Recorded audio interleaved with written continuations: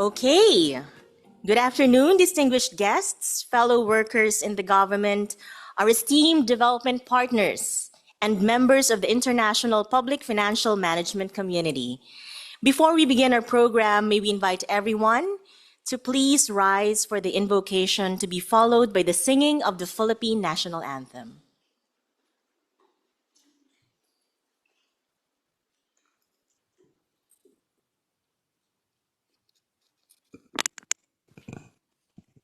Let us put ourselves in the presence of the Lord as we pray. Heavenly Father, we come before you today with humble hearts and grateful spirits. We thank you for gathering us together in this momentous launch of the Philippine Public Financial Management Reforms Roadmap 2024 to 2028 midterm update. Lord, as we review our progress and chart the course ahead for our public financial management, we ask for your divine wisdom and guidance. Grant our leaders, policymakers, and all public servants and partners the clarity of mind and the courage to implement these reforms effectively. Bless our collective resolve to build a transparent, accountable, and efficient government that serves every Filipino with equity and excellence.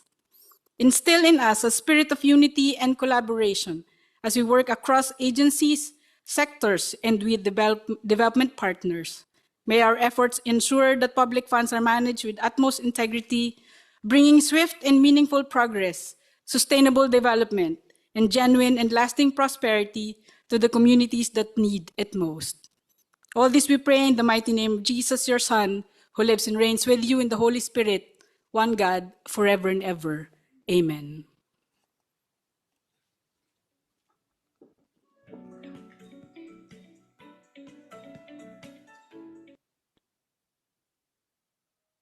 Bayang magiliw, perlas ng silanganan, hanap ng puso, sa dibdib mo'y buhay. Lupang ininang, duyan ka ng magiting. Sa manlulupi, di ka pasisingil. Sa dagat ang tulog, sa simoy at sa langit mong lugaw. May dilag ang tula at awit sa paglayang minamahal. Ang islap ng watawat mo'y tagumpay na nagniningning. Ang bituin at araw na kailan pa may di magdidilim. Sumanang-manaw ng walang ipagsilba, joy ay langit sa Pinoon. Ang Bisaya na bangkay marami. Ang mga tay ng dahil sa'yo.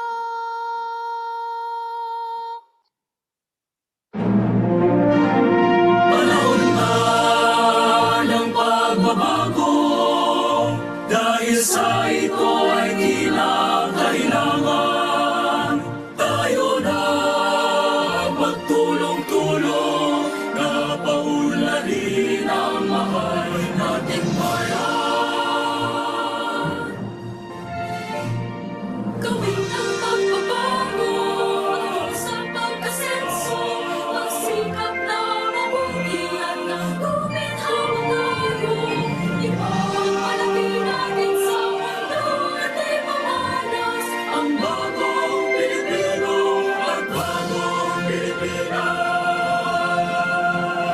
panahon na ng pagbabago. Ang una sa kahit anong larawan. Tagumpay karangalan. Iyan ay mo'y handog natin sa ngayon. Ipagmalaki natin sa mundo at ipamalas ang bagong Pilipino at bagong Pilipinas.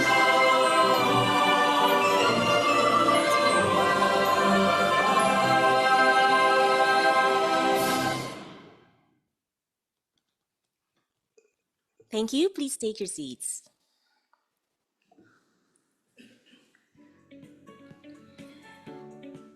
So once again, good afternoon, everyone. I am Undersecretary Goddess Hope Olibiran of the Department of Budget and Management, and it is my honor to welcome you to the Philippine PFM Forum and the official launch of the Philippines PFM Reforms Roadmap 2024 to 2028 midterm update. We are truly delighted to be joined today by representatives from government institutions and the international development community. We are especially honored by the presence of DBM Secretary Kim Robert C. De Leon, my boss, alongside our esteemed development partners led by the ADB President Masato Kanda and the European Union Ambassador to the Philippines, His Excellency Massimo Santoro. We also warmly acknowledge our international delegates and members of the PEFA Secretariat and Steering Committee, all gathered as one community of practice, united by a shared commitment to strengthening public financial management systems. Let us formally open this event with the messages from our distinguished development partners, whose collaboration and sustained engagement have been instrumental in advancing this reform journey. First off, it is with great honor that I invite to the stage Asian Development Bank's President, Mr. Masato Kanda, to deliver the welcome remarks.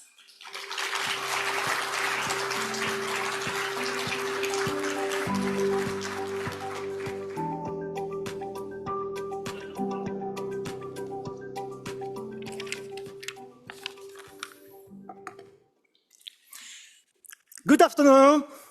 Let me welcome and warmly acknowledge Secretary De Leon, Senior Deputy Executive Secretary Dorotan Tuseko, our development partners, and all the public financial management practitioners here today. Thank you for coming.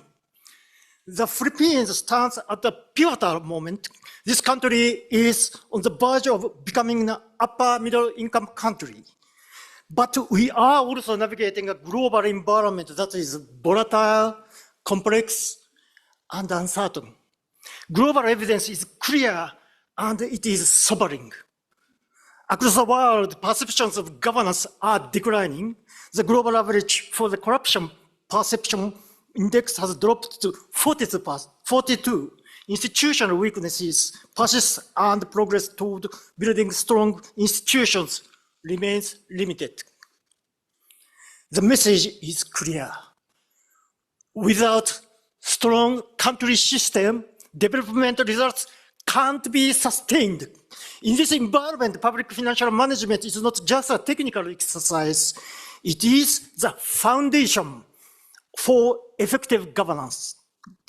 It determines whether limited resources reach the areas where they can have the greatest impact. Strong systems help governments deliver better services that people need most, like healthcare, education, infrastructure, and social protection. They also improve transparency and accountability, which are essential to maintaining public trust. Public financial management is also a frontline defense against corruption. ADB maintains zero tolerance approach to corruption. We are working with our developing member countries to plug leaks in public finance and build robust systems, stronger institutions, tighter controls, and clearer accountability help ensure that development finance delivers real impact for the people who need it the most. The Philippines is taking the hard work of public financial reform head-on. The Asian Development Bank is proud to stand with the Philippines as a lead development partner for this historic effort. We have supported the government since 2023 with technical advice, analysis, and knowledge, and our support will continue. Over the past 3 years, the Philippines has built a reform effort that reaches across government and society. The 2025 public expenditure and financial accountability assessment for the Philippines was one of the most advanced and integrated diagnostics globally. And you built this roadmap following a bottom-up approach with more than 1,100 public financial management practitioners, senior officials, local government, and civil society representatives helping to shape it. I commend the Department of Budget and Management, the Department of Finance, and the Commission on Audit for coming together to lead this initiative. What makes this moment truly significant is the shift we are seeing. We are leaving behind the fragmented reform efforts in favor of a whole of government approach. We are turning individual projects into strong, functioning country systems. Today is more than a milestone. It marks the transition to the accelerated implementation of key reforms. The updated roadmap assigns clear responsibilities, sets measurable targets, identifies resource needs, and establishes systems for tracking progress. It also provides a practical model of governments across Asia and the Pacific, offering them a replicable path to reform. It also provides, the priority now is clear. Turn this plan into action and ensure that those actions deliver real results. The next phase will require sustained leadership and the discipline to follow through. As you move forward, ADB's commitment will be unwavering. We will stand by you, providing the financing and technical expertise needed to bring the plan to life. Ultimately, success will not be measured by roadmaps, but by better services, stronger resilience, and improved life. Let us work together to show how every peso can work harder for the Filipino people. Thank you very much, and congratulations.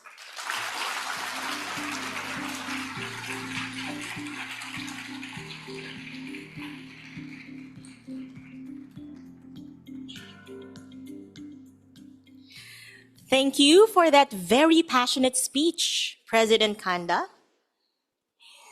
So from one esteemed development partner to another, I now have the pleasure to invite on stage World Bank's Global Director for Governance, Mr. Arturo Herrera Gutierrez, for his message. Let's give him a warm welcome.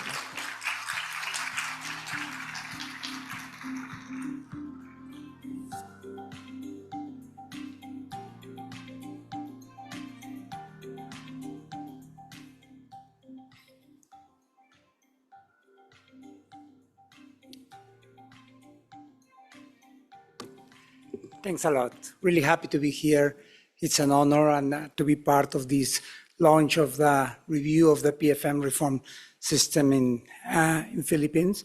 That's the way I used to look a few years ago before many crises have hitting us. And that's actually the way I want to start it. Because one of the questions that one needs to pose to itself is why a reform?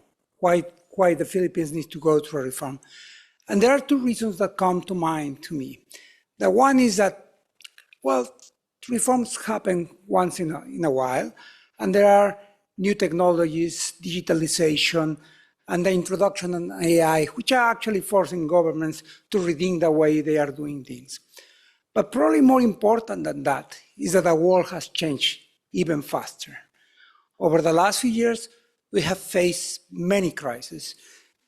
In 2019, we have the first series of trade tensions between the US and China, which according to the IMF have a cost of about $750 billion, the equivalent of the Swiss economy at the time.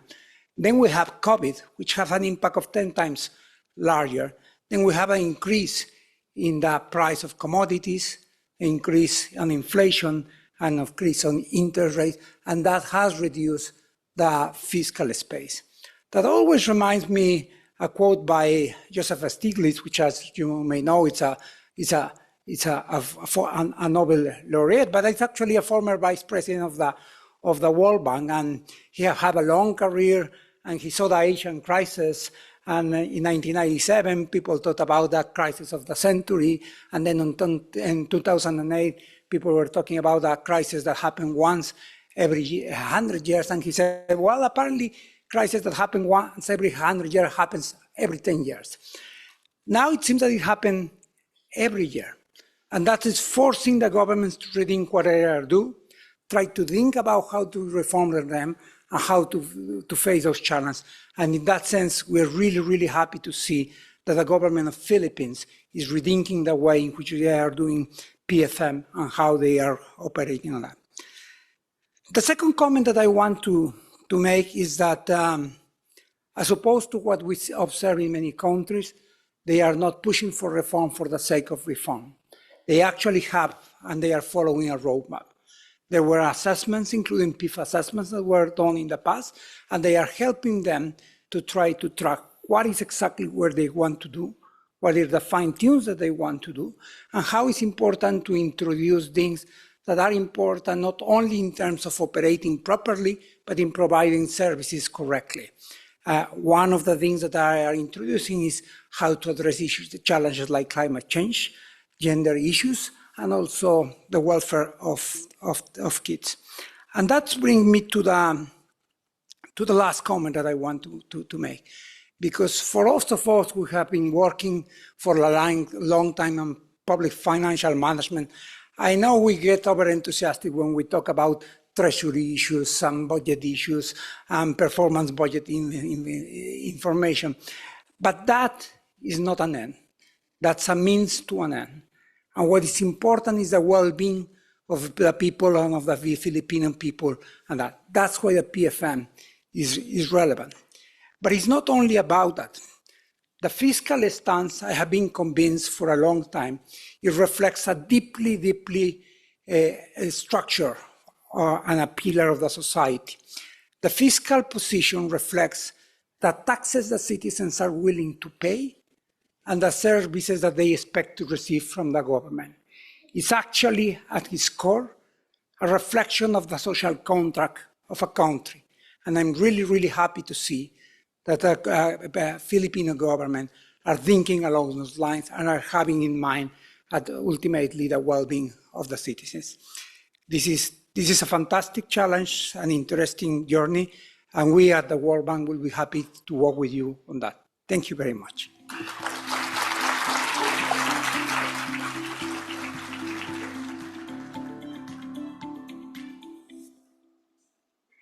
Thank you very much, Mr. Gutierrez. And again, thank you very much to our distinguished partners from the Asian Development Bank and the World Bank for those inspiring messages of support and commitment to advancing PFM reforms across the region and beyond. So to further deepen this message of commitment and direction, it is with great honor that I invite the chairperson of the PFM principals and the youngest ever Budget Secretary, Secretary Kim Robert De Leon, to deliver his opening remarks on behalf of the Philippine government. Following his address, we will witness a special audiovisual presentation showcasing the Philippines' continuing journey and milestones in PFM reform. Once again, ladies and gentlemen, please join me in warmly welcoming Secretary Kim Robert C. De Leon.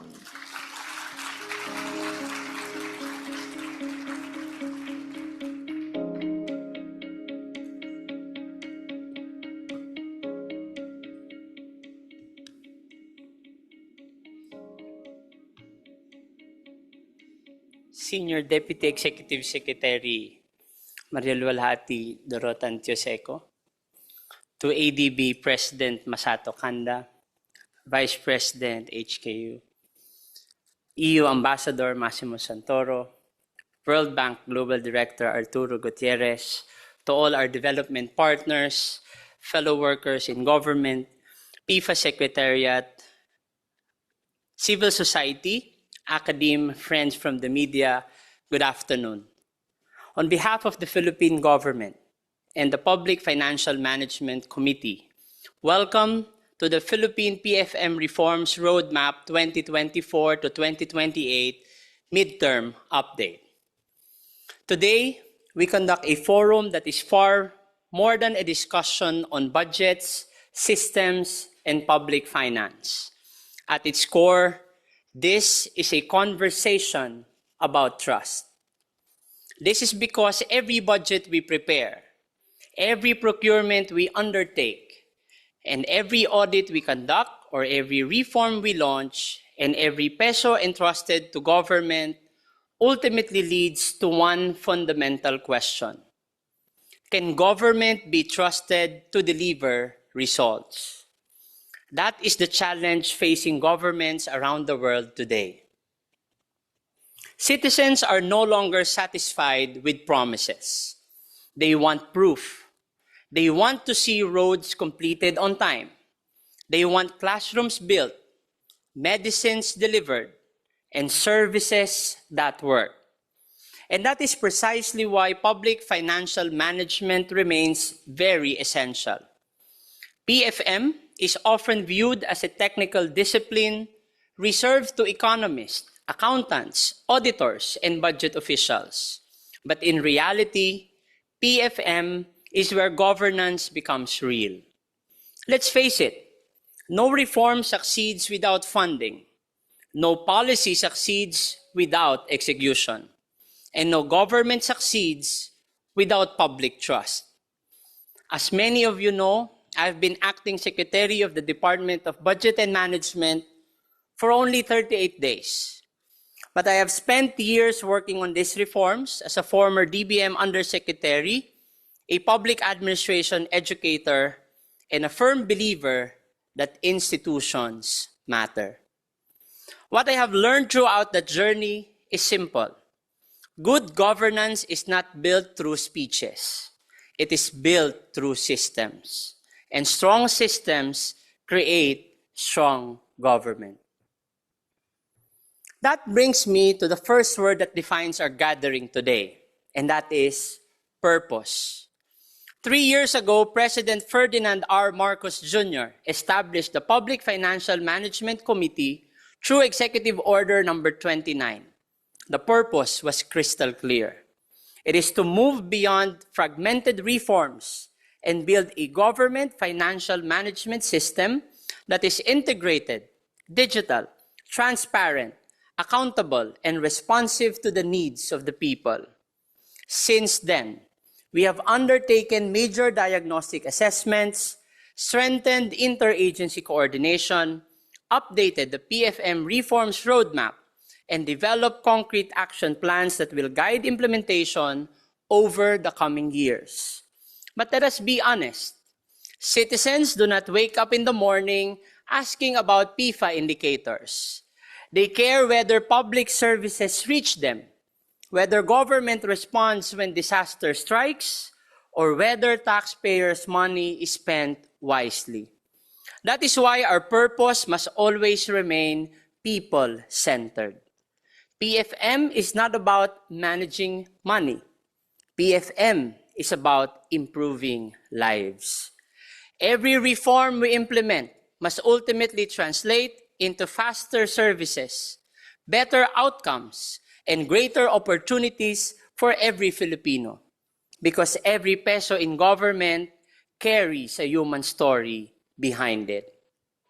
The second word is friendship. In government, we often talk about coordination. In development work, we often talk about partnerships. But I believe the success of Philippine PFM reforms goes beyond either. It is rooted in genuine friendship. The kind of friendship that allows partners to challenge each other. The kind of friendship that encourages honest conversations. The kind of friendship that pushes institutions to aim higher than what it is merely comfortable. Over the years, our development partners, oversight institutions, civil society organizations, and implementing agencies have done exactly that. You did not simply support our reforms. You strengthened them. You did not simply celebrate our successes. You helped identify our gaps. And because of that, the Philippine PFM reform agenda is stronger today than it was yesterday. For that, allow me to express my deepest gratitude. Your trust, expertise, and commitment continue to be among our most valuable national assets.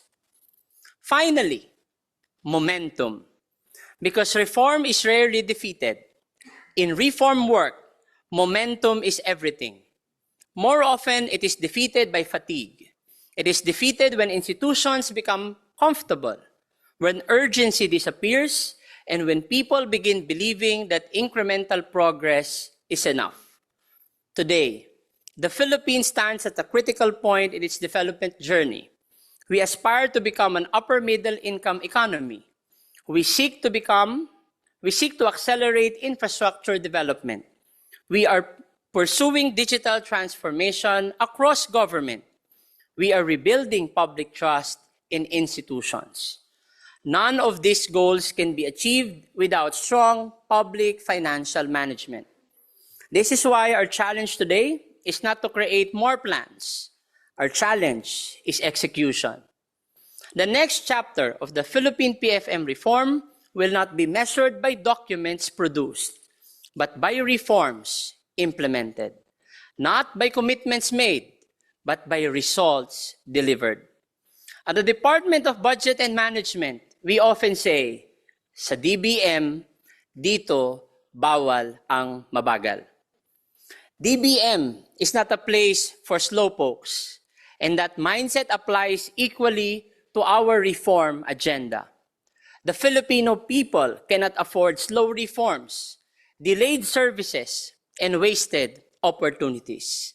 The time to act is now. So as we launch the midterm update of the Philippine PFM Reforms Roadmap, let us remember, purpose gives us direction. Friendship gives us strength. Momentum gives us progress. Together, these three forces will help us build a public financial management system that is more modern, more transparent, more accountable, and more responsive to the needs of every Filipino. The ultimate measure of our success will not be found in reports, scorecards, or international rankings. It will be found in whether Filipinos feel the difference in their daily lives. That is the standard we should hold ourselves to. And that is the future we must continue building together. Maraming salamat po sa inyong suporta. Mabuhay ang sambayan ng Pilipino, mabuhay ang bagong Pilipinas.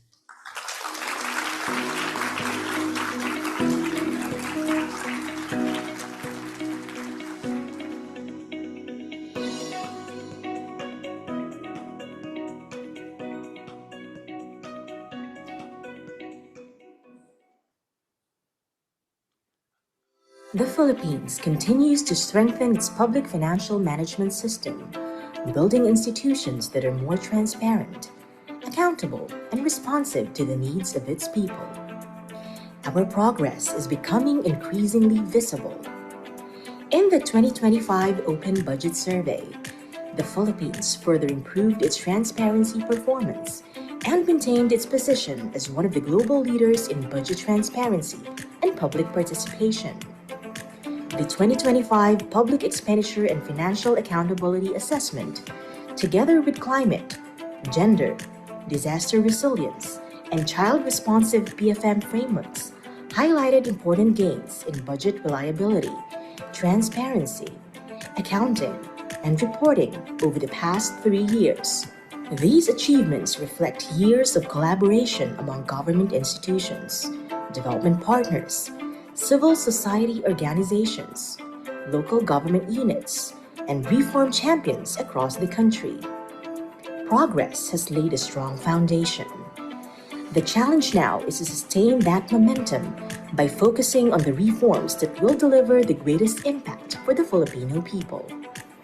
Today, the government takes the next decisive step, accelerating the momentum of PFM reforms through the Philippine PFM Reforms Roadmap 2024 to 2028 midterm update, guided by evidence, implementation experience, and extensive consultations across government and stakeholders.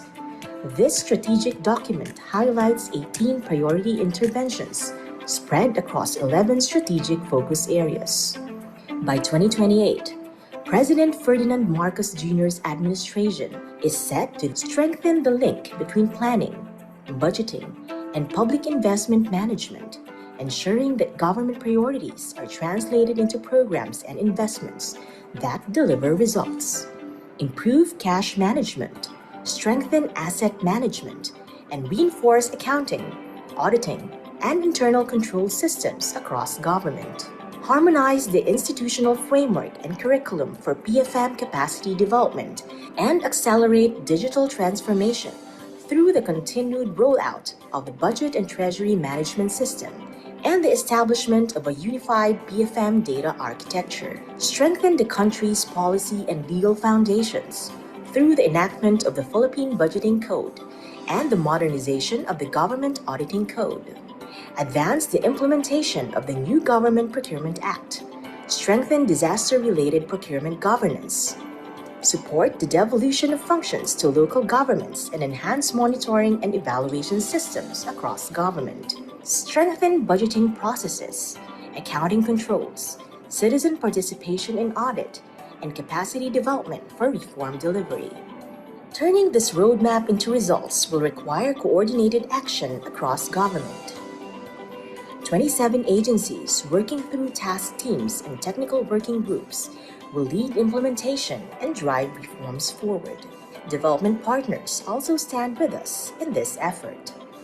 Through the Government of the Philippines Development Partners Coordination Framework, technical and financial assistance will be aligned with priority reform initiatives, ensuring that support contributes directly to intended outcomes. The public will be engaged as our partner in monitoring progress as we share updates through the online monitoring and reporting tool, a platform that enables real-time tracking of reform progress, implementation challenges, and results across agencies. 3 years since the issuance of Executive Order No. 29, the PFM Reforms Roadmap 2024 to 2028 Midterm Update represents the government's renewed commitment to advancing reforms. The updated roadmap serves as a shared agenda for government institutions, development partners, and stakeholders to sustain reform momentum and translate commitments into better outcomes for every Filipino as we achieve a bagong Pilipinas.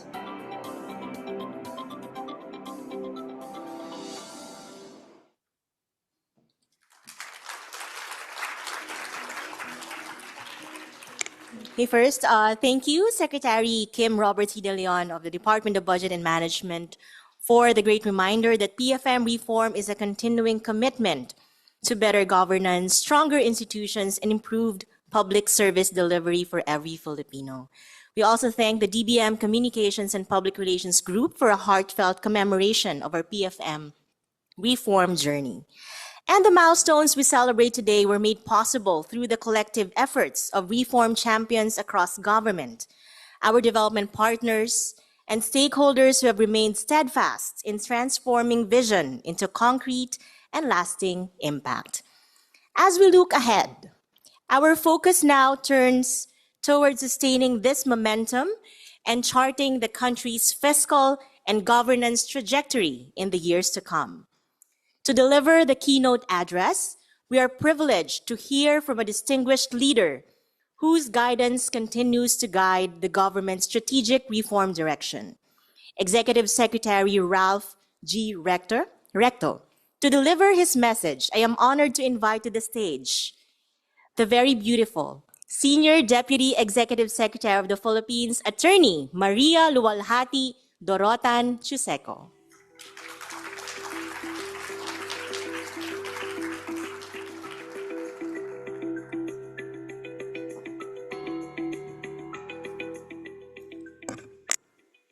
Ladies and gentlemen, good afternoon. It is an honor for me to be with you here today to represent my boss, Executive Secretary Ralph G. Recto. Although he cannot personally attend today's launch, he extends his appreciation for all the hard work that has been done in this sphere. Now, please allow me to deliver his message for you.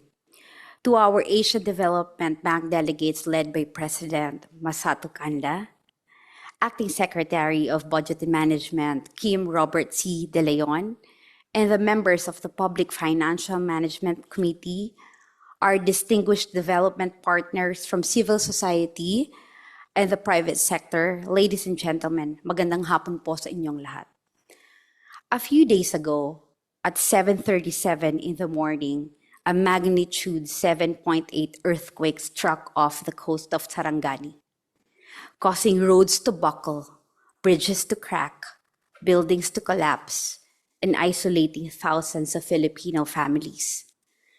In moments like these, the government is measured not by the likes on social media, but by the speed and effectiveness of its response.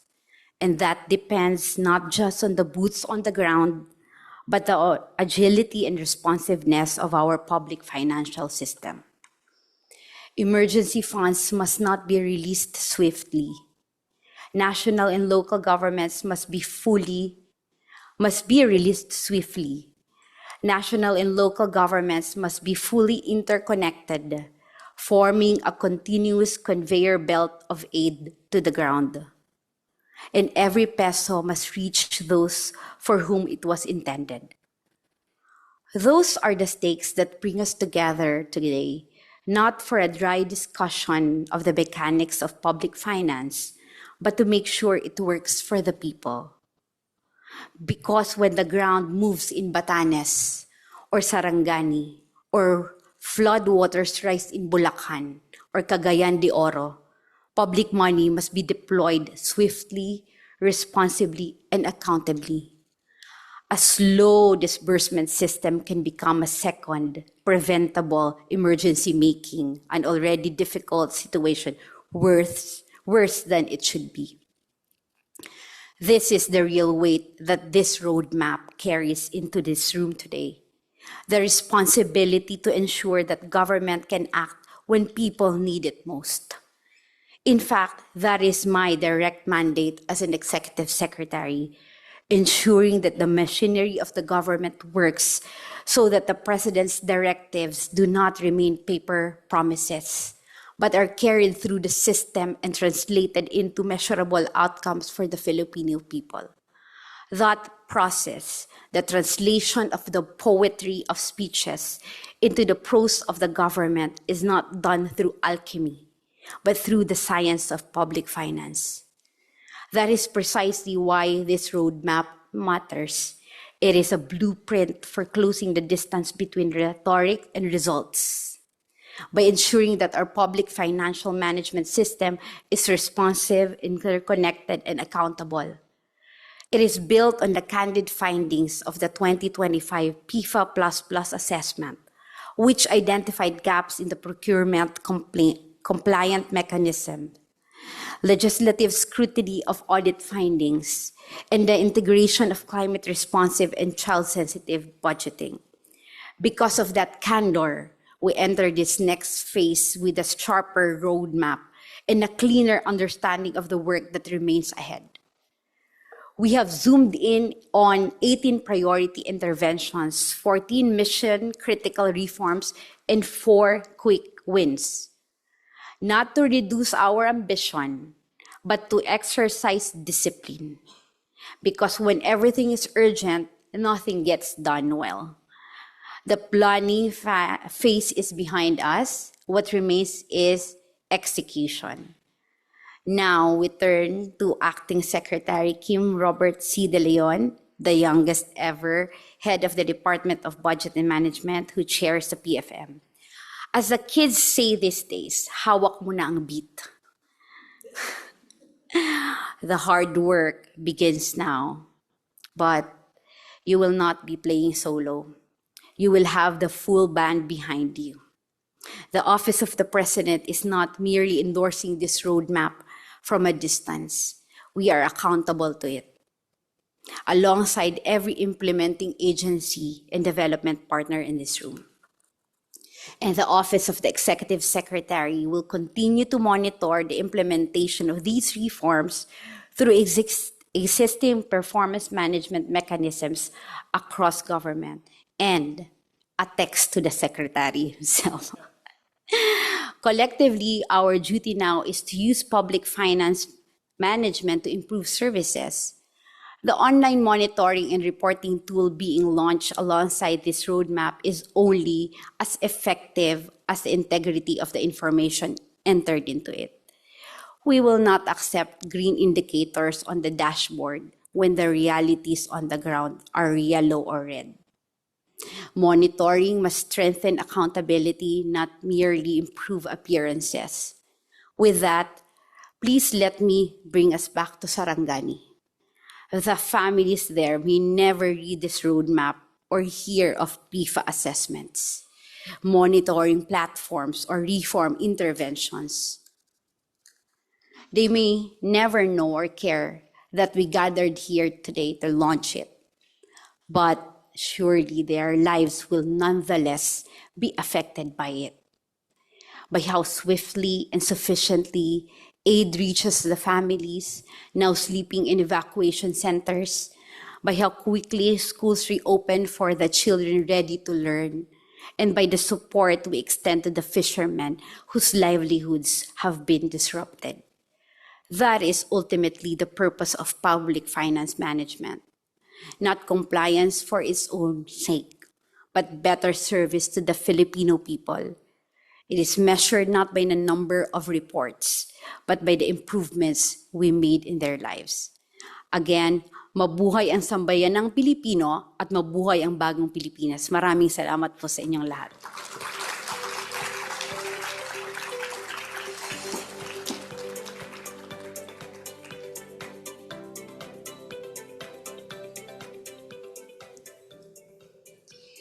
Thank you very much to our beautiful Senior Deputy Executive Secretary, Maria Luwalhati Dorotan Chuseco, for that insightful keynote address on behalf of Executive Secretary Recto. We are grateful for his expertise, and we take his message as both a reaffirmation of what we have achieved and a challenge to push even further towards systems that are more transparent, more responsive, and more effective in delivering results for the Filipino people. At this point in the program, we will now proceed to a photo opportunity with our distinguished speakers and honored guests. May we kindly invite on stage the PFM principals, the chairperson, the PFM committee members, Senior Deputy Executive Secretary Dorotan Chuseco and Director Joy, for a photo opportunity to capture the culmination of the official launch of the PFM Reforms Roadmap 2024 to 2028 midterm update.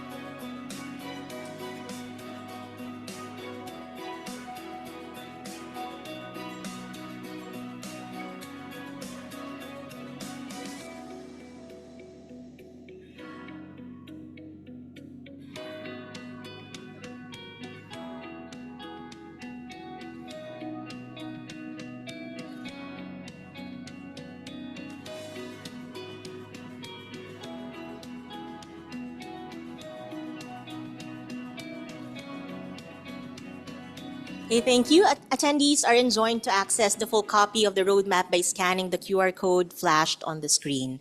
We kindly request Sec Kim and SDS Dorotan Chuseco to remain on stage for the photo opportunity with the ADB president.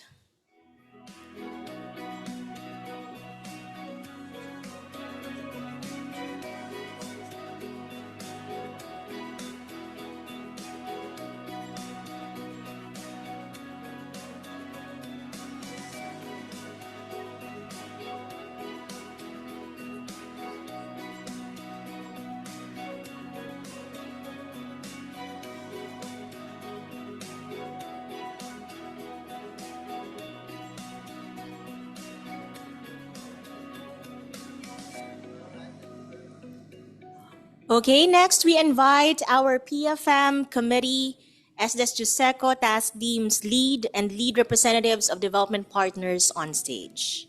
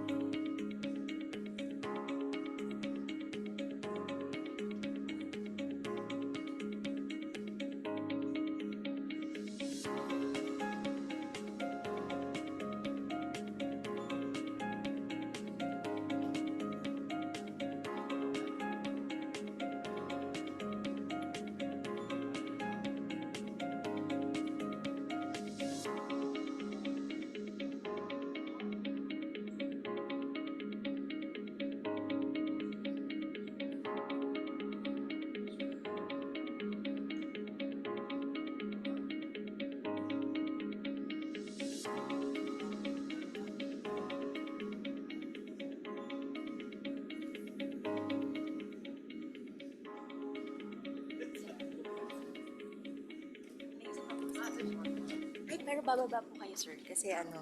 Okay. And now we'd love to capture this moment with the entire PFM community. May we invite the Philippine government officials and development partners to come down and join everyone on the floor. And now we request everyone to kindly take their seats. And to our photographers, please proceed to the stage for the group shot while everyone is holding a copy of the roadmap.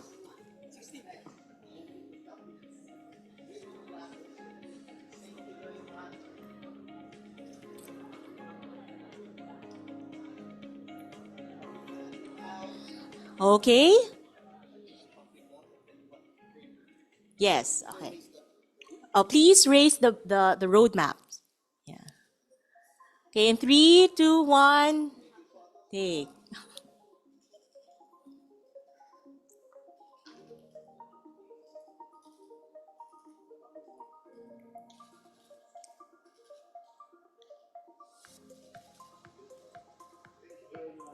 Thank you very much.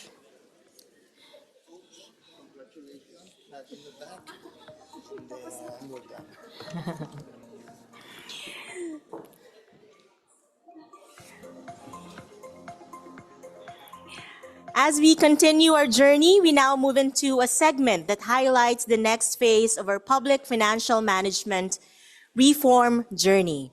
To present this, I am pleased to invite the lead PFM Committee Secretariat and Director of the Department of Budget and Management, Director Mary Joy O. De Leon. Director Joy, the floor is yours.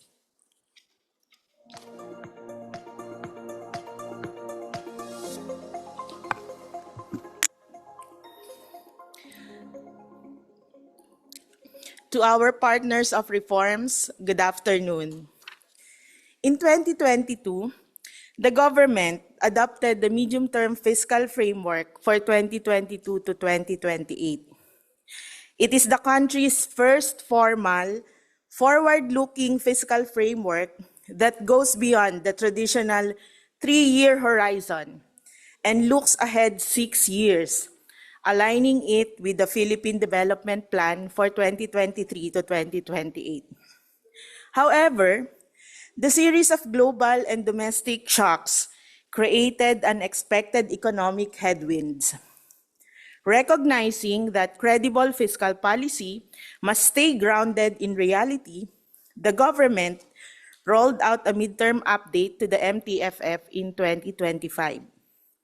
This update recalibrated our targets against economic developments, balancing fiscal discipline with the need to sustain growth. As the Philippine government remains strongly committed to maintaining macro-fiscal stability, Supporting systems such as the PFM shall continue to serve as the government's operational engine to ensure that national targets are planned, funded, and achieved. The role of PFM is increasingly more important than ever as we drive whole of government approach towards growth-enhancing fiscal consolidation. To do this, we must strengthen institutions and governance to restore public trust and sustain investor confidence. We must pursue reforms to improve transparency, accountability, and efficiency in government processes through the digitalization of budget procedures, faster approval systems, and stronger project monitoring mechanisms. We must sustain fiscal prudence by enforcing stricter validation standards and rigorous monitoring systems to ensure the efficient and transparent use of public resources. We must accelerate the implementation of high-impact infrastructure projects, government spending, and project implementation to improve connectivity and generate jobs. And we must invest in human capital to fully harness the country's demographic advantage, particularly its young population and growing working middle class. Aligned with the MTFF and the Philippine Development Plan, the PFM Reforms Roadmap Midterm Update addresses ongoing PFM challenges identified through the 2025 PEFA++, DRR-PFM, and Child Responsive PFM assessments, implementation reviews, and consultations. This resulted to a recalibrated roadmap that sharpens our focus, refines targets, and aligns our priorities to advance reforms that are implementable, impactful, and transformative across the 11 strategic focus areas.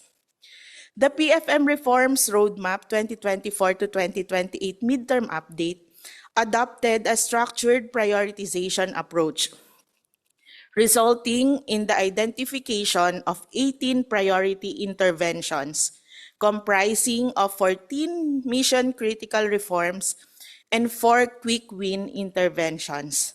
These are all targeted for completion by 2028.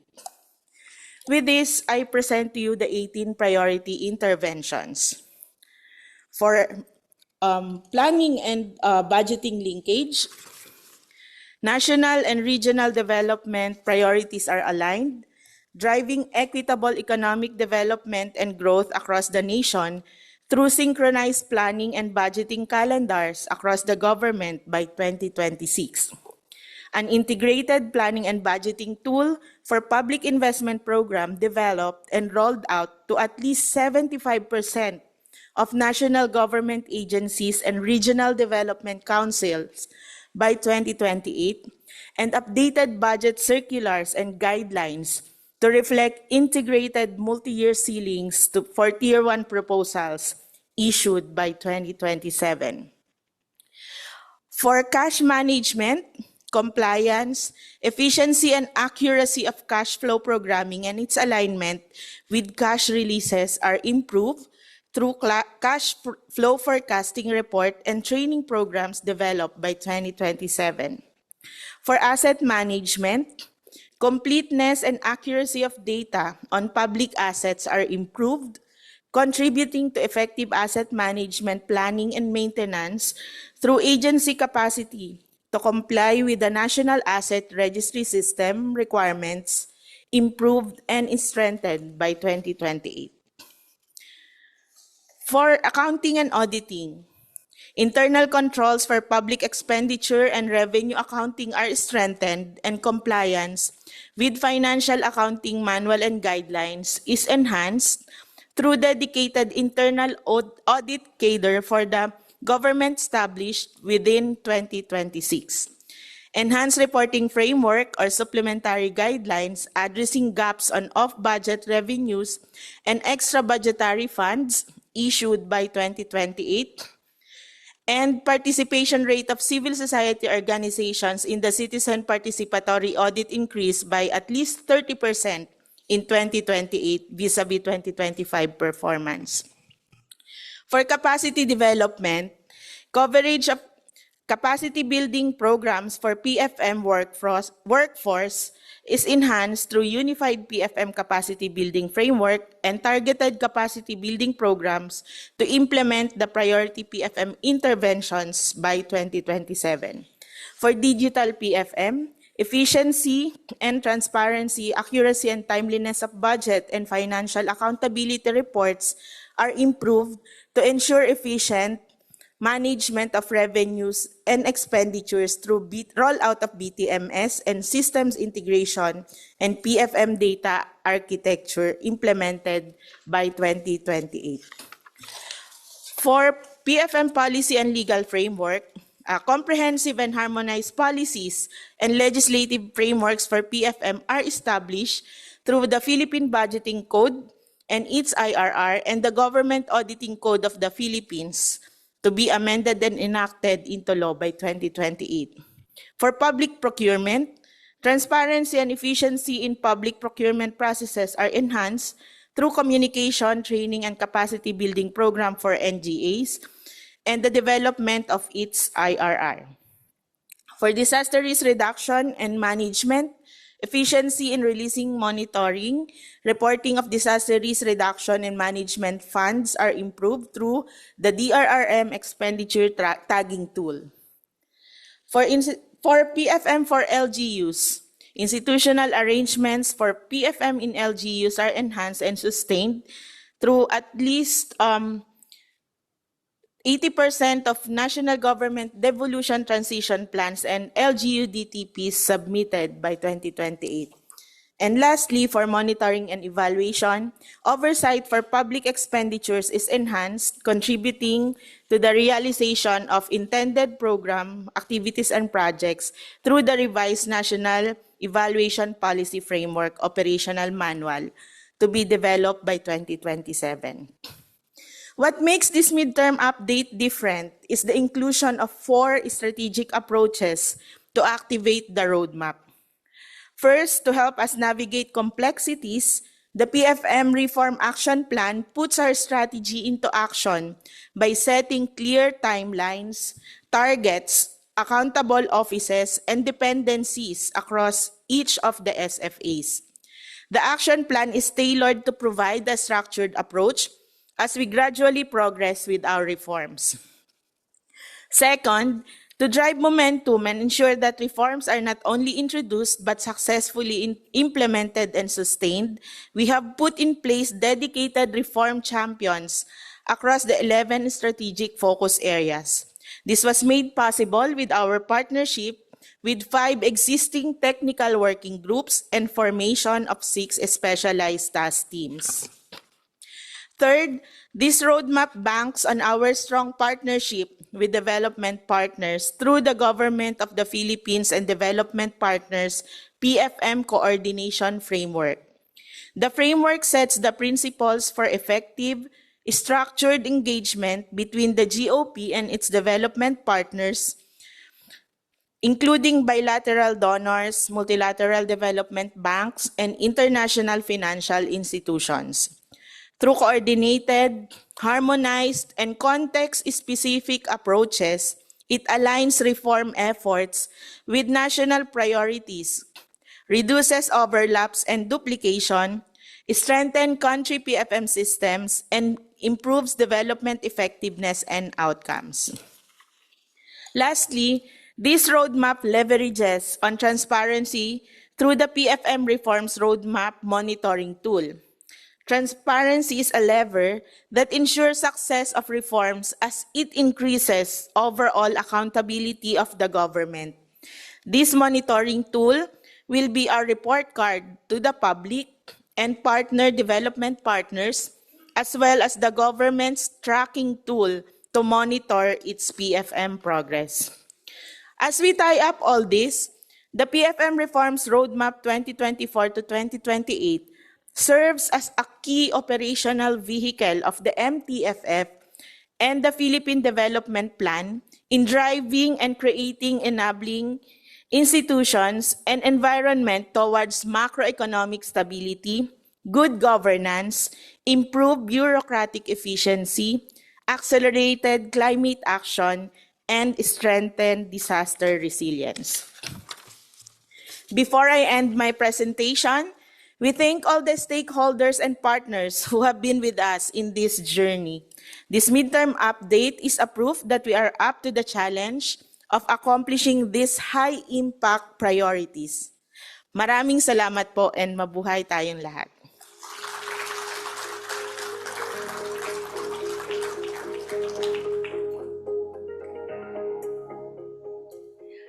Thank you very much, Director Joy, for that clear and insightful presentation that effectively outlined the updated PFM reforms roadmap, its strategic focus areas until 2028, and the Government of the Philippines Development Partners GOPDP coordination arrangement and the PFM monitoring tool as key mechanisms for ensuring the successful implementation of our reform agenda.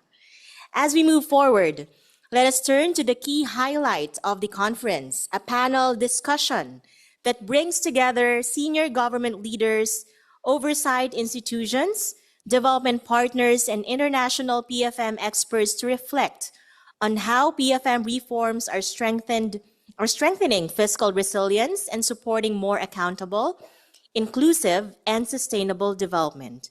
So in this 40-minute conversation, we will also examine how the Philippine experience in updating its PFM reforms roadmap demonstrates the importance of diagnostics, coordination, and partnerships in driving reforms that are both strategic and actionable. To moderate our panel discussion, it is my privilege to turn you over to the head of the PEFA Secretariat and the Global Lead Public Financial Management, Mr. Srinivas Gurazada.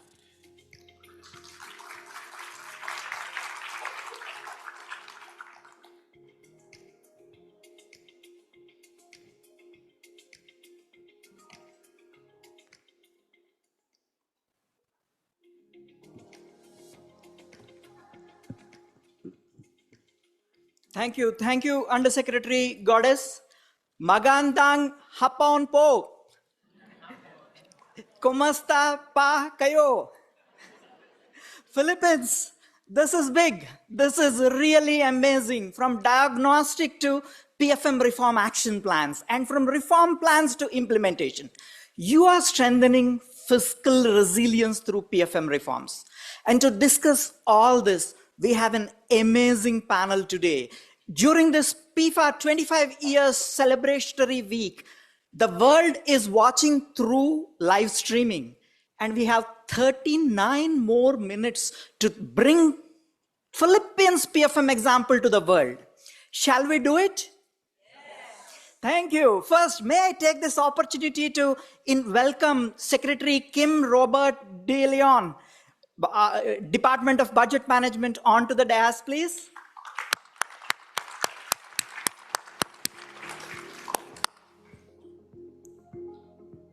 Thank you. Yes.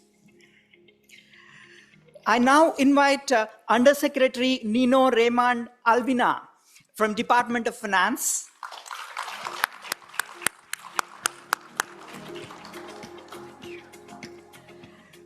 May I invite Assistant Commissioner Roy Ussel onto the dais from the Commission of Audit.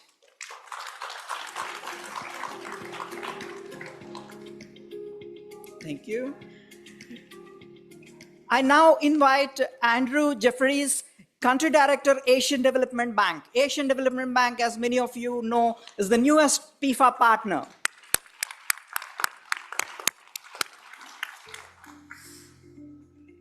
I invite country representative of UNICEF, Kayun Sun Kim, onto the dais, please. Kim. And finally, let me have the honor of welcoming Country Director Benedict Gazon, AFD France, onto the dais. France is a founding partner of PEFA. Very glad to have you here.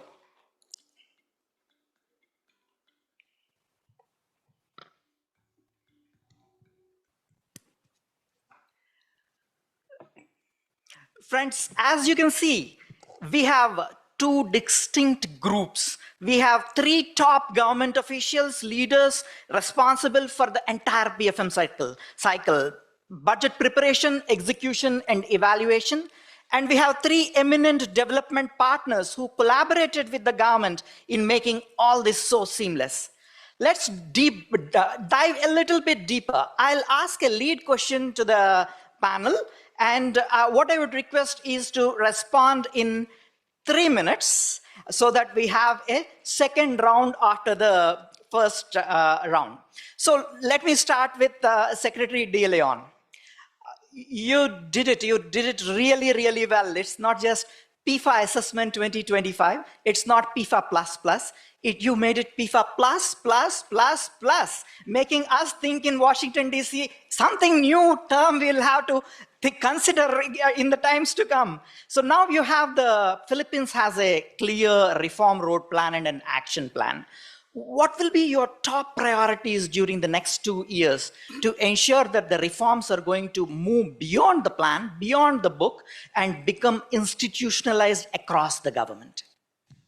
Thank you very much for that question. And I think our plan is clear. It's eye on the finish line.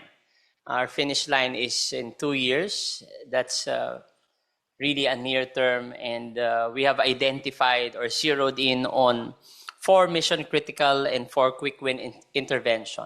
So we really have to deliver based on these identified indicators. And we also have to leverage on its possible system-wide impact through strengthening fiscal discipline, improving efficiency and transparency in the PFM sector, accelerate our digital transformation, and enhancing responsiveness to risk and service delivery needs. In order to do this, we also have to strengthen oversight, accountability, and transparency, not only through the online monitoring tool that we saw earlier, but also through the various oversight functions that we share with DOF and with the Commission on Audit. So we also would like to drive a results-oriented implementation because, as we've seen, we tend to identify several key interventions in our earlier version of the roadmap, but now we really have to focus on what we can deliver as tangible results come 2028. So my time is actually ticking. 2028 is really near. And with all these 14 mission critical reforms and 4 quick wins, the goal is to make sure that we will deliver. And this will not just be left as promises. Wonderful. We will deliver. That's wonderful to hear from you, Secretary. Let me now turn to Undersecretary Alvina. So many countries in the world these days are facing fiscal pressures, and Philippines is no exception. Philippines is facing increasing fiscal pressures on and also climate risks and demands on public investments. How do you think these efforts towards stronger PFM are going to help governments make better fiscal decisions while maintaining resilience and investor confidence, most importantly? Thank you, Srinivas, and good afternoon to my fellow panelists. I'd like to thank, of course, ADB first for this important forum, and if I will borrow the words of President, that this is pivotal, a pivotal moment as we pursue the PFM reform. To answer your question, I'd like to frame it from the perspective where we view PFM as allowing us to make better fiscal decisions because they give us clearer, more timely, and realistic view of public finances. This may sound cliche, but it is very pragmatic, and as we all know, PFM is inherent in public administration and governance, simply because government cannot make good fiscal decisions if the numbers or official statistics are not coming on time, if they are fragmented, if they are also inconsistent. So we need not only we need not know only what or how much we will be appropriating in our budget, but whether cash will be available, sustainable as well, whether procurement projects are moving, payments are being made on time, and borrowing levels remains prudent, and if fiscal risks are already building up. This is very important because the Philippine government is decisive in sustaining the growth momentum, funding priority infrastructure projects, protecting social services, responding to climate and disaster risk, and maintaining the debt levels uh, at a sustainable level. And when we talk about our current debt, our revenue collections, the procurement activities, the expenditures, including the deficit, decisions on these fiscal concerns must be seen from a larger perspective and not just individually, as I have mentioned. I think I'll make three very brief points. One is we view PFM as, as it helps government manage fiscal risks ahead or earlier. As mentioned previously, fiscal risk is no longer about deficit or debt level. We now factor in climate risks, disaster costs, contingent liabilities, sudden shocks, and effects of implementation delays of projects. And this is why it's important that when we have an integrated PFM system, we see linkages across broader areas, and that is going to be very helpful in managing our fiscal risks. The second point is that the PFM improves the quality of our spending decisions and how we allocate on priorities. As we all know, fiscal space is limited, but the demands for allocations are increasing. And we need to continuously fund infrastructure projects, health, education, social protection, among others. Earlier, Director Joy showed us the linkages between MTFF, the PDP, and how we translate this into measurable levels. And as I have learned from DBM friends, a credible budget is a spending plan translated into a public commitment. And therefore, once a program is included in the budget, citizens, agencies, and all stakeholders expect that things are going to move. So stronger PFM will be able to help us make that commitment more realistic and executable. And this is also important at the local level. Many public services are first felt at the ground level.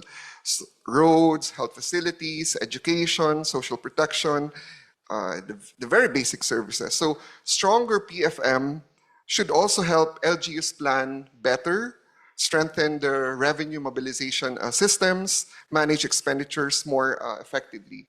The last point that I wish to make is how PFM supports boosting higher voluntary tax compliance and morale, confidence also in the for investors, and of course with our development partners.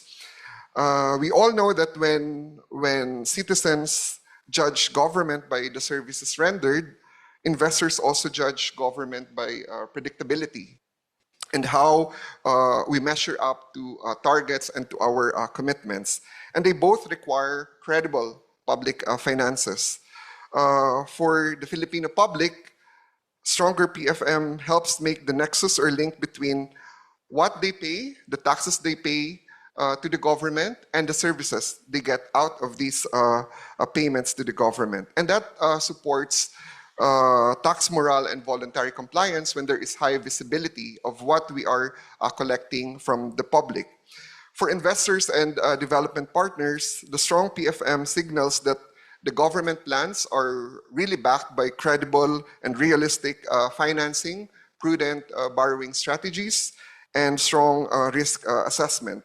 I think the recent global transaction where the Republic issued its bond was more than 4 times oversubscribed, and that is a clear indication also of trust in credibility and trust in the Philippine government. So just to summarize, we don't see PFM as an ordinary back office or administrative reform or function, but it is really an important and strategic reform priority that will help us weave together the elements of tax, resource spending, procurement, accountability, and satisfaction of the Filipino people that we serve. Thank you, Undersecretary. What you said is music to my ears. We keep trying to spread this message of the importance of PFM all over, and you indicated also the interconnected nature of PFM systems. That also takes me to this question of, like, it's clear that from what both of you said, PFM systems in the country are modernizing. If financial management systems are modernizing, what about audit? Let me turn to Commissioner Ursel. Like, how can audit and accountability mechanisms evolve to both safeguard public resources and support innovation and reforms? Because sometimes these may seem contradictory, that like if you are too much of safeguards will slow down innovation is a fear.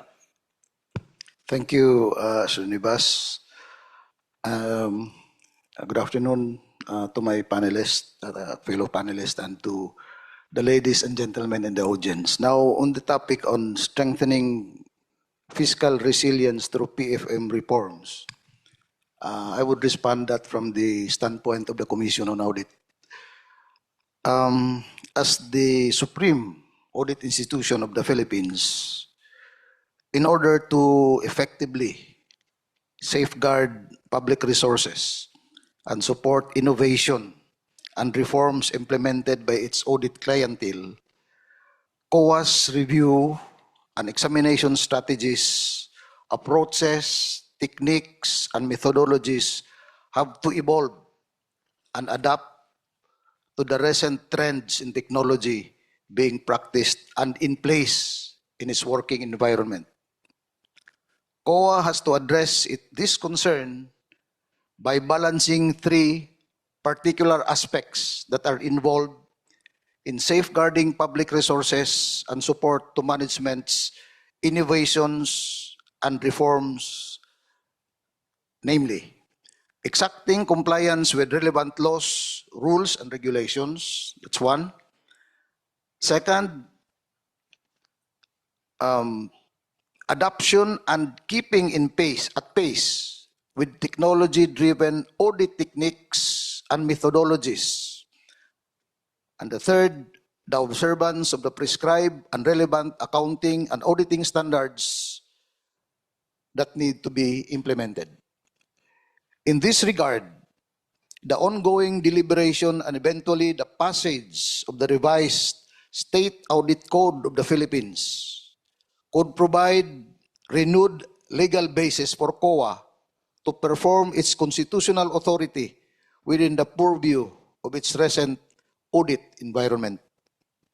Also, one of the identified strategic focus areas of COA, as stated in our strategic plan, is the digitalization and the extensive use of information technology in audit to discard and replace manual and inefficient audit methodologies and procedures. Likewise, the proper implementation of the so-called risk-based audit approach and the effective implementation, likewise, of internal control systems could enhance audit effectiveness and timeliness of audit results while promoting efficiency and economy in the use of its resources in the conduct of its audit. Thank you. Thank you. Thank you very much, Commissioner. So the legal basis is something which really stuck to me. It's all the legal basis strengthening is something fundamental and foundational to accountability work. Let me turn to ADB Country Director Andrew. ADB has accompanied Philippines throughout this reform journey, and that we can all see from diagnostic to design and now implementation. Looking back, what lessons from the Philippines experience may be relevant to other countries? Where can development partners add, in your opinion, the greatest value in implementing these reforms? Thank you for the question. I guess the first relevant lesson would be the importance of a government-led approach and a unified development partner support of that approach. You know, taking a step back from public financial management, it's actually a broader lesson. Take any development challenge, disaster risk management, anything. There tends to be, and there can be, certain technical assistance from one development partner and other technical assistance from another to various government agencies, and it can be fragmented and not aligned. And I think over the last many years, development partners have made big efforts to be more coordinated. But I think that here, for this specific PFM roadmap, there's a very targeted, specific roadmap, and development partners have taken portions of it and coordinated closely. So that would be the first. Another one is it's more meaningful if diagnostics are done and then have a direct link to action and financing. Again, going back to, you could do a diagnostic study on an issue, and that's a standalone product, and it's valuable, but then anything acting on that could be done by another development partner or done later, and lack of kind of smooth continuity. And so in this situation, you have a very concrete plan from the roadmap that was derived from multifaceted diagnostics, and then segueing into for example, at ADB, we have the Public Financial Management Reform Program, a policy-based lending. So that's ongoing engagement with investment and incentive to implement and make some of the changes, and some of them are not easy, within government or within regulations and the like. So another one is sustained engagement over time. And the ADB, as you mentioned, thank you for that, leading the diagnostics work, which led directly to the roadmap, and now with development partners, implementing that roadmap, and so there needs to be continuity and momentum from kind of continued, sustained engagement. And I guess the last would just be that this is transferable. This process and the concrete roadmap and all the actions and support is replicable. And so any reform-minded developing member country in the region can learn and value from this process. So I'll stop there on lessons. I don't know where I am on time, but for how development partners can add value, okay, first and foremost, it goes back to my first point, coordinated effort and convening. We've made an effort in our role with this to convene development partners, convene experts. And I think it's important because development partners, I think a very value add that can be brought, and again, this is more broad than just PFM, is something that we've seen in another country that might be similar or replicable or valuable for the context of the Philippines, or vice versa. So it's bringing good practices, not just developed country good practices, but challenges faced by other countries that maybe have some similar issues, and what worked that may be relevant. That's a very important value add from development partners. And again, I think another one is just being very cognizant and focused on the country systems and working, supporting the Philippines PFM systems. And then there's the central government level, and then there's the LGU level, and then here in the Philippines, we have the BARM, the Bangsamoro Autonomous Region of Muslim Mindanao. So each has unique challenges and needs a tailored approach, and that needs to be, taken up by development partners. Thank you. Thank you, Andrew. It also reminds me what World Bank President Ajay Banga keeps saying: make replicable models. copy but replicate. You don't need to reinvent. So find what works and replicate it. Thank you so much. And this example of Philippines is quite replicable, the way it all evolved. So let me turn to country representative Kim from UNICEF. Philippines has done something unique, integrated climate, gender, child responsiveness, and disaster responsive elements of PFM in the reform agenda. Why is it important that modern PFM systems need to look beyond financial compliance and focus on development outcomes? Thank you for that interesting question. And good afternoon, everybody. Magandang hapon.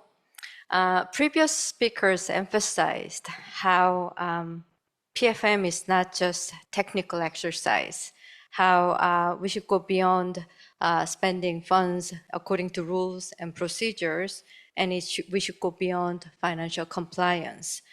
Therefore, PFM is only a starting point. Then, the more important question, or more, I guess, concrete and powerful question that we should ask is this: are public resources actually improving lives, especially the lives of children, and not just children, right? Especially the children who are the most vulnerable and the most in need. From the human capital development perspective, we all know that the Philippines sits at a critical moment. It is in the midst of a demographic window of opportunity with a large working age population where more than 40% of the population is regarded as youth. But this population dividend is not automatic and is closing soon. The fertility rate in 1990s in this country used to be 4.3%. The latest DHS data indicates 1.7%. That means the society is aging and this trend might be irreversible, right? Then the economic growth, sustainable economic growth and development depends on one thing: whether today's investments are building children's health, nutrition, education, protection, resilience, and also contributing to equal opportunities. So put simply, the country can only grow rich before it grows old if it invests in its children now, because there is this risk of the country becoming old while it's still poor. So building human capital and ensuring that children are equipped to become productive and resilient citizens, this is critical. And if there is only one message that I want you to remember, could be this: the investment on children or human capital should be now. Now, as the Philippines progresses to upper middle income status, expectations on public finance systems are higher. Economic growth alone is not sufficient. The growth that we are talking about must be inclusive and equitable. Modern PFM systems therefore need to ensure that public resources reach those who need them most, reduce disparities, and deliver quality services across regions and population groups. Frameworks such as climate responsive, gender responsive, disaster risk responsive, and child responsive PMF help government assess how public resources are managed, allocated, and spent while strengthening the government's ability to ensure that public resources contribute to national development priorities holistically across the sectors and policy objectives. So the Child Responsive PFM or PEFA framework, for instance, provides a structured approach to examine whether PFM systems are adequate, accountable, effective, efficient, equitable, and transparent in delivering results for children. They help identify gaps across the PFM systems to ensure that children's needs and rights are systematically considered in physical decision-making. Simply put, the framework shifts the focus from how the money is spent to what that money achieves. What's remarkable about the Philippines is the willingness to embrace this necessary reform and embrace innovation and lead in Southeast Asia on those reform agenda. The Philippines stands out globally as a pioneer, one of the first countries to pilot the child-responsive PFM PEFA module, acknowledging that effective public investments in children are foundational to the country's long-term social and economic growth, development, and therefore the country's future. Further, the government has acknowledged that children are a shared responsibility across multiple actors, across sectors, as I mentioned, involving both national and subnational levels of government. Delivering results for children is not only about line agencies with DOH, with DEPED, or with DSWD, but also about the central role of physical and budget institutions in enabling, aligning, and sustaining these investments at the national, but also at the local level. In a highly developed system like the Philippines, that is critical. So the Philippines government has already started implementing policy and process reforms in response to the child-responsive PFM assessment. Key results achieved to date include institutionalizing the child budget and expenditure tagging systems, what we call CPET, adopted August last year, and ongoing development of policy notes. It's a package to support decision-making. A further priority is to adopt an overarching child-responsive PFM, the overall framework. So together, these measures will help ensure that the assessment findings do not remain confined to a report, but are systematically embedded within ongoing PFM reforms, systems, and processes. So, building on this momentum, this work has been central to UNICEF's work on public finance in partnership with the European Union through the Public Finance Facility under the leadership and ownership of the government of the Philippines. So, for UNICEF and for us, a strong PFM system is not just technical architecture, it is the mechanism that enables governments to fulfill their responsibility to realize the rights of the child as the duty bearer. Thank you. Thank you very much, Kim. You really brought into focus the needs of children, and Philippines seems to be doing super good on that. Let me now turn to Country Director AFD Benedict. AFD has been a strong partner advancing climate responsive PFM globally. From your perspective, how can Philippines use its PFM reform roadmap to better integrate climate risks into planning, budgeting, and investing decisions? Maraming magandang hapon, sorry. Maraming salamat is for later on. So, hi everybody. Thank you for this question. So indeed, globally, AFD is really a strong partner in terms of climate responsive public financial management. It reflects two long traditions that France has. First, supporting sound public financial management, and second, supporting climate action. Which is a strong pillar of French diplomacy. So in France, we have a very dense legal, institutional, and oversight framework in terms of PFM. We have strong systems of controls, and we place strong emphasis on transparency and accountability. For example, we have adopted the law on transparency in public life in 2013. We have strong rules on conflicts of interest, asset declaration for public officials. We have systems to protect whistleblowers, etc., etc. So, like any country, we have our problems. But as a whole, this is the traditions that shape the way that French institutions, including AFD, approach governance and public finance. Now, on climate concerning climate issues. As a development bank, AFD introduced climate considerations quite early in our operations. We developed tools to measure climate co-benefits, assess climate risks, and integrate climate policies across cutting issues in many public policies.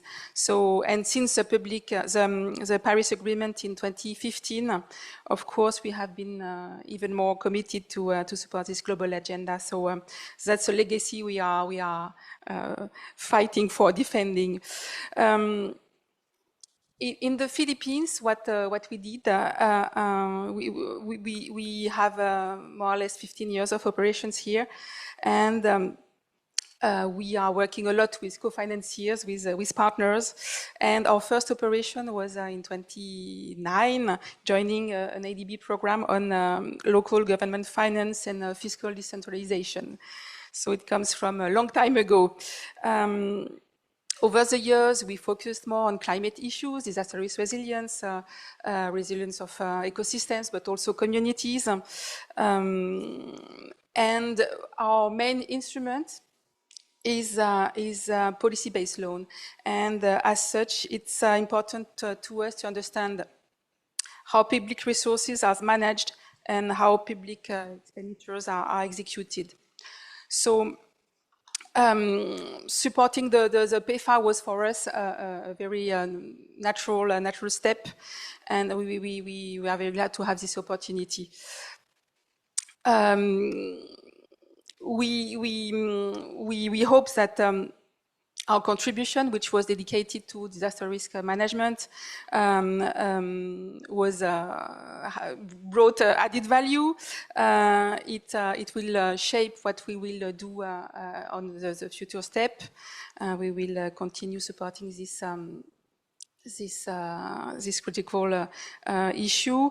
We will be also mobilizing EU instruments. We have a European procurement partnership facilities that we will be using to support the SFA9 strategic focus area on the RR. So it's something that is that can be tailor-based and on demand and needs. So we have to talk further to design the proper instruments. But we are very happy to be able to be seen and to be present as Team Europe, because it's an instrument that the AFD can mobilize, but also we have our implementing agency Expertise France, GIZ also is involved in that. So yes, we hope very much that the Philippines, the Philippine governments will use any of this leverage to go further. It's a very long process. My colleagues already mentioned that it's an effort that has to be sustained over years, over time. And we value a lot the engagement of the government in that. And it's critical for us to build trust and investor confidence, which is critical when you are a development bank partner, but bank also. Thank you. True. Thank you very much, Country Director. I already saw 3 times our friend showed me the time check, which means I may not have time for a full second round, but maybe let's venture out into one quick word or phrase from each of the panelists, if I can request, in perhaps less than 30 seconds each. So fast forward 2028. What's the headline? What's the key word that you would best capture the impact of PFM reforms roadmap on Philippines and its people to the citizen? For us, our target headline for 2028 is this: stronger institutions, better and timely services. PFM reforms deliver results for every Filipino. Wonderful.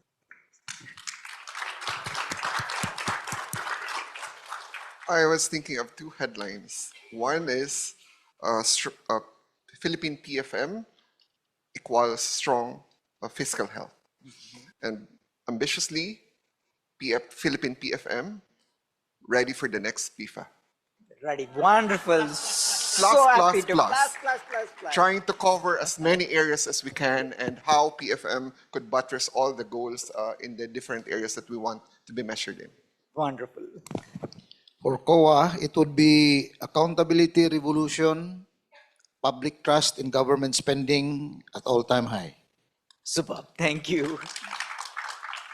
Okay, I know Sec Kim mentioned he has a 2-year window, so I guess 2028 is the relative time frame for that.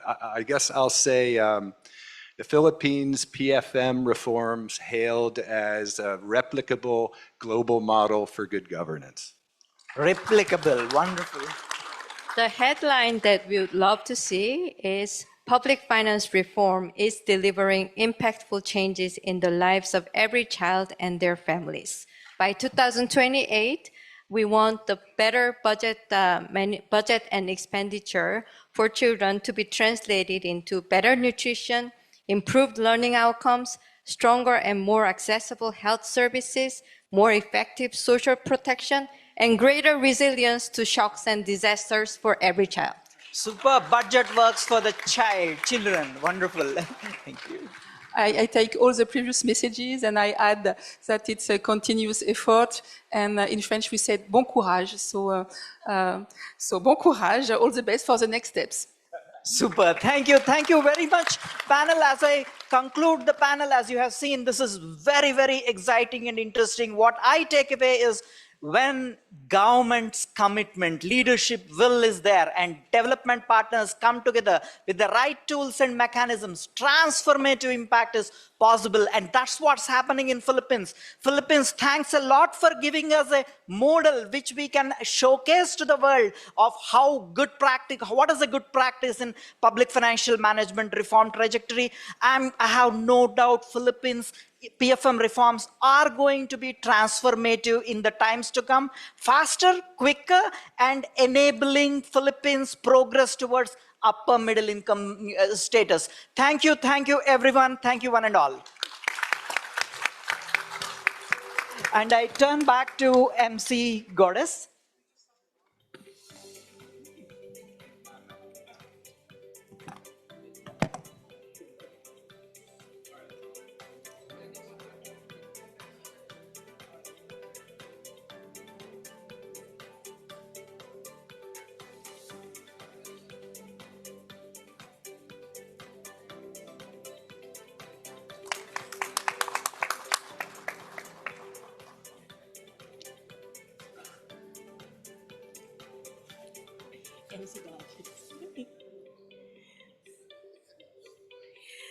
Thank you very much, Mr. Srinivas Gurazada.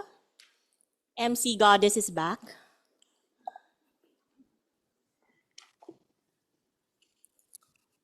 Thank you.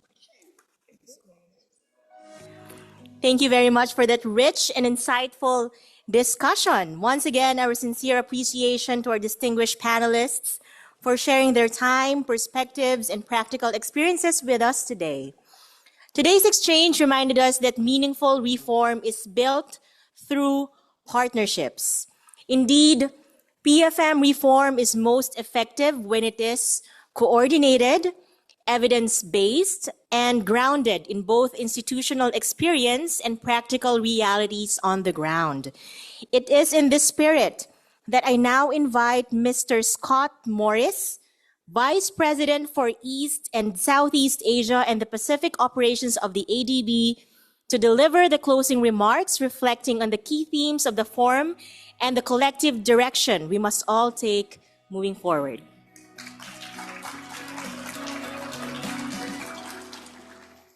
Well, thank you very much, and good afternoon, everyone. And let me add my warm thanks to Secretary De Leon, the other senior officials from the Philippines government who turned out today, PFM committee members and our valued development partners, and all the dedicated public financial management practitioners who have joined us today, both on site and online.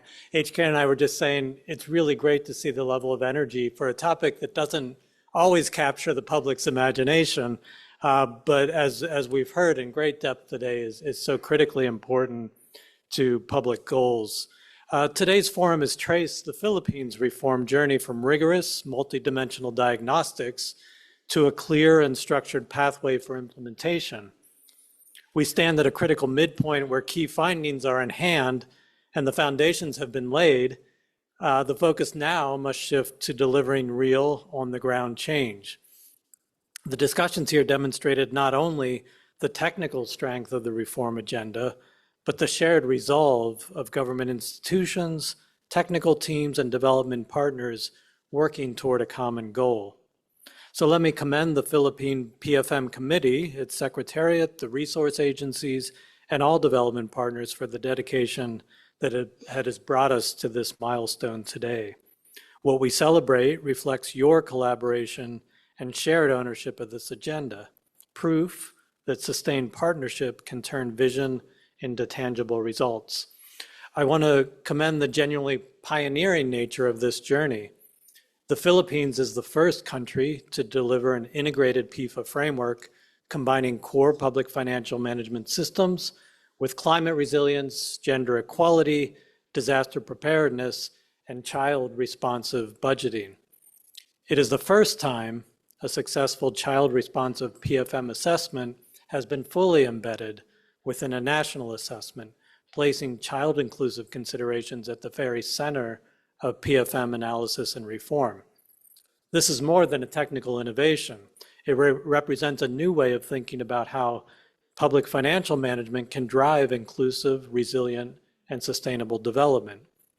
The Philippines has shown that diverse dimensions of public policy can be woven into a coherent framework tailored to country needs.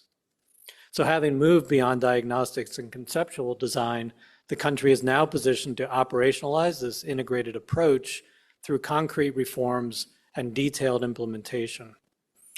The traction already visible within government systems signals not just sound design, but the institutional commitment needed to carry the agenda forward. This is precisely why the work matters well beyond the Philippines. It demonstrates in practical terms that integrated PFM reform, often viewed as complex and difficult to implement, is achievable. More importantly, it offers a replicable pathway for other countries across our region that are seeking to strengthen governance, respond to climate and disaster risks, and advance more inclusive, resilient growth. In this sense, the Philippines is not only advancing its own agenda, but is also helping to shape the regional approach to modern public financial management. At ADB, we are honored to serve as the lead development partner in this groundbreaking effort. We also acknowledge the invaluable contributions of our co-partners whose support has been vital to this work. AFD, the Global Fund, UNDP, the UN Resident Coordinator's Office, UNICEF, EFAD, the World Bank.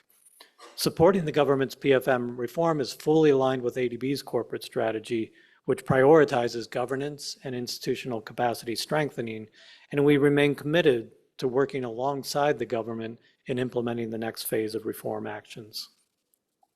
So in closing, the Philippines has reached a milestone that goes beyond its own reform agenda.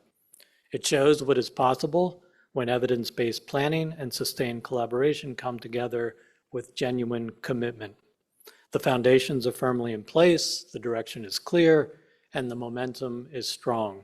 Proof that integrated, forward-looking PFM reform is not just aspirational, but again, is achievable. ADB remains fully committed to supporting this journey alongside the government and our partners.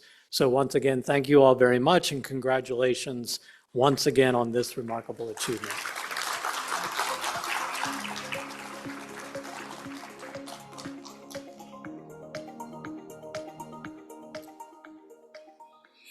Thank you very much, Mr. Scott, for capturing the essence of our discussion with such clarity and precision. So as we conclude today's discussion, we recognize the Philippines' ongoing efforts to strengthen public financial management as a model of a results-driven and evidence-based reform in the region, one that continues to benefit from strong collaboration with our development partners and sustained commitment across institutions. So finally, allow me to thank each of you for being part of today's program in our country's PFM reform journey. So to our government stakeholders, development partners, international delegates, and technical teams, thank you for your continued commitment. But don't go home yet. Before we formally close our program, we invite Secretary De Leon, Yusek Nino of DOF, Vice President HK, Vice President Scott for the ceremonial ribbon cutting of the PFM Reforms Experience Gallery. And we also invite everyone to visit the exhibits and immerse themselves in the full PFM experience. So maraming salamat po and good afternoon to everyone.